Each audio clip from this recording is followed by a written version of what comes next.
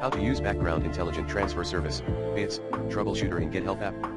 Here's how to use Background Intelligent Transfer Service, BITS, Troubleshooter in GitHelp app. Learn more,